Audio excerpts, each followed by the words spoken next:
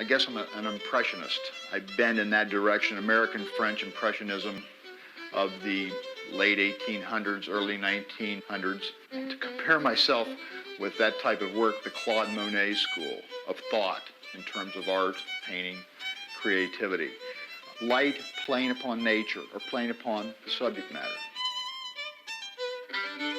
It is perhaps fitting that the Impressionist paintings of artist Greg Cook often depict somber shadows mixed with luminous lights surrounded by fields of green. In essence, this landscape reflects Cook's brilliant but tragically short career in another area of artistic expression.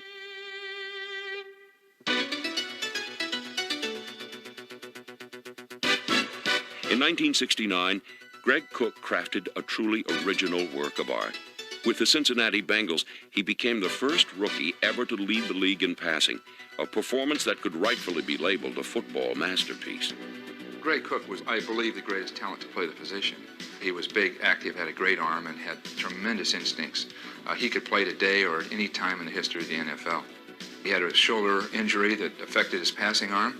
Greg was a highly sensitive person, and so consequently it affected him, I think, a little bit psychologically. He had this physical injury that basically ended his career. But while he played, he was the best there was. Big man, fast, tremendous arm, tremendous presence, everything.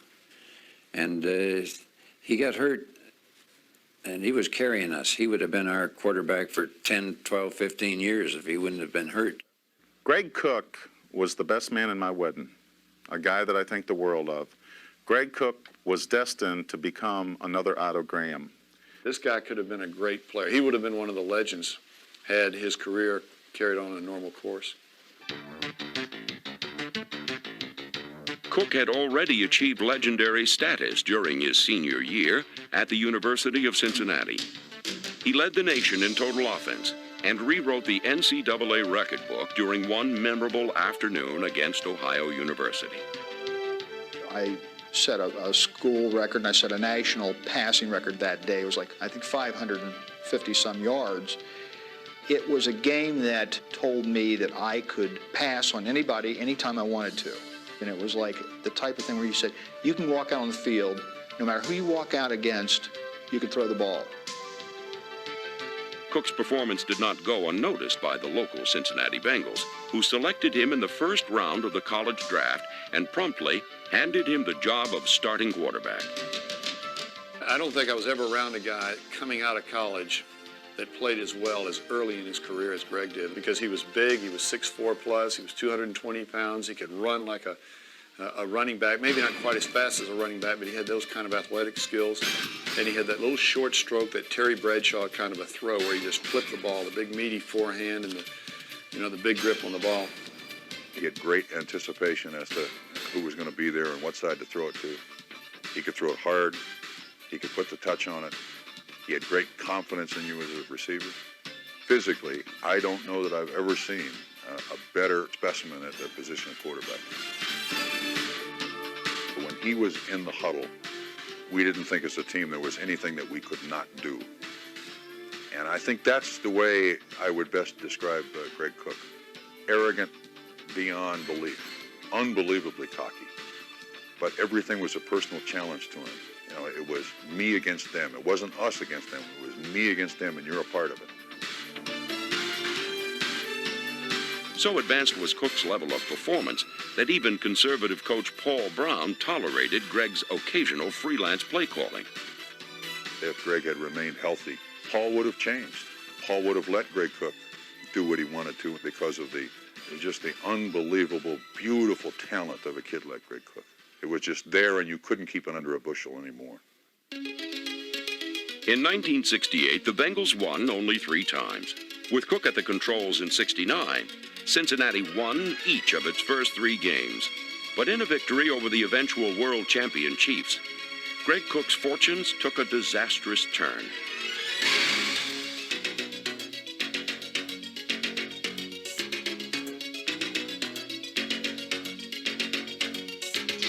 A severe shoulder injury sent Cook to the sidelines for 4 weeks, and the Bengals went winless without him.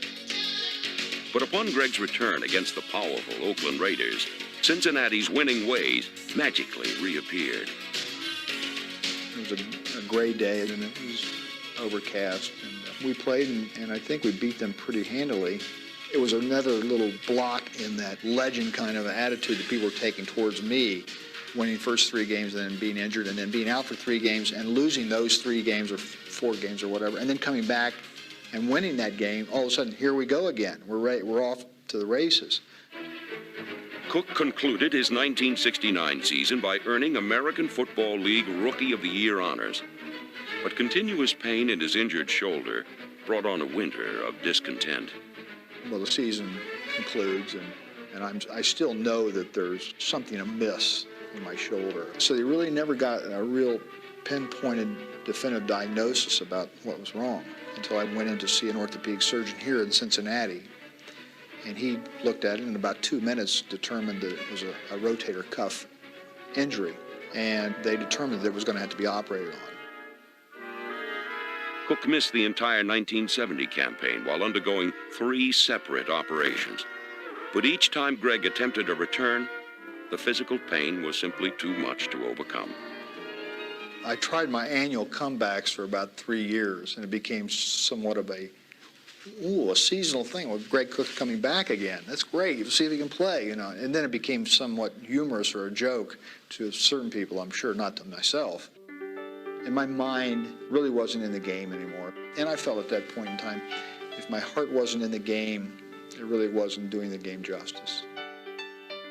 He fought and he tried his hardest, and I can remember, just like it was yesterday, on the Cincinnati Bengal training camp field that about halfway through practice, he just took his helmet off, threw his helmet over the fence, and just walked away. And I think that was the saddest thing I've ever seen in professional football. There's high school, college, and pro, but some players transcend that. They go to another level. That next level is the Hall of Fame.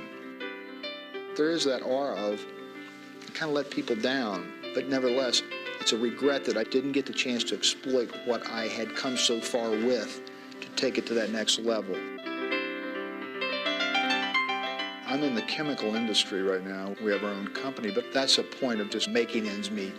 I don't particularly care for it. I don't like it, but one of these days I perceive myself being, again, a totally creative person. Greg Cook's artistry now lives on canvas, but few will ever forget that for one glorious season, his palette and paintbrush was a football, traveling through light and shadow over a pastoral field of green.